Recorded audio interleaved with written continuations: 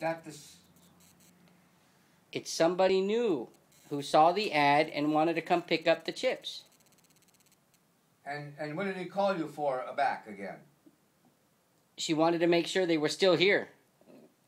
So what is he going to do? Wear out my driveway and plunder the hell out of that stuff and pack it down to get a few strands out of here? Yee. What? Boy, if you guys are fortunate that, well, you're not fortunate. You're just in the clueless generation, and I was in the greatest generation. That makes a hell of a difference. Tell me about the greatest generation. Yeah, we learned how to figure out who we were and how to do it and why we were doing it and never paid, as long as we could eat every day and we could manage to stay alive. And then right after that, into the Great War, and then I had to figure out how to stay alive again. But this way, they were trying to kill me and my crew. I was the rank non-com aboard, Tech Sergeant, Sergeant Corey. They knew who the hell I was in that bloody 26 Squadron, and they appreciated it, too. Hey, there he comes, that son of a bitch, a twin engine. Flyboy. Watch the manifold pressure on takeoff. It's very important. So, is this how you waste your valuable time? You ought to be over here doing a little work instead of trying to be a photographer, because you ain't that whatsoever. I'm just trying to document you, Pop. That's all. It makes no difference. You guys are never going to figure out who I was, why I did it, and how come I made it. You see, what happens is There's few human beings that fit my category, and I mean, they're every once in a while, that great guy upstairs there, he figures out one guy that's going to make it happen throughout life. Who's in your same category? Huh? Who is in the same category as Al Corey? I would say none at this point. You. Intelligent, high IQ. What was it they called me? They said that I had great depth perception. I was very agile. I had a good vocabulary of how to explain things.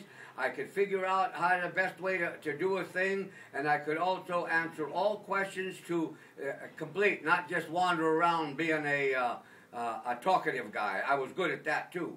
I could have sold. I was threatened. I mean, complained about one time that I could sell refrigerators to Eskimos.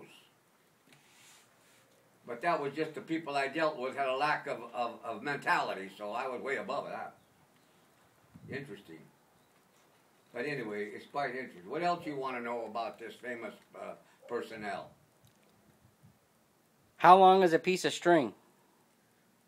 Well, my answer to that was from one end to the other, but they really didn't give a damn. That was just to kind of see how I would react to the question. Right. Then another one was, which of course it's not a popular thing, was, do you have sisters? Yes. Did you ever have sex with your sister? They just wanted to see how you tear up and get pissed or hang in or have answers. And that's how it determined why I was such a necessary flyboy. And they asked you these questions. I didn't know why they were asked, but it was in interrogation. I mean, not right. Interrogation, they called it, what is that, when they check you out to find out? Interview. Interview, no, it was called something else. Well, you're talking about... Orientation as to how you react. And this was 1942? February of 42, I went in. No, yeah. And they did an IQ test on you.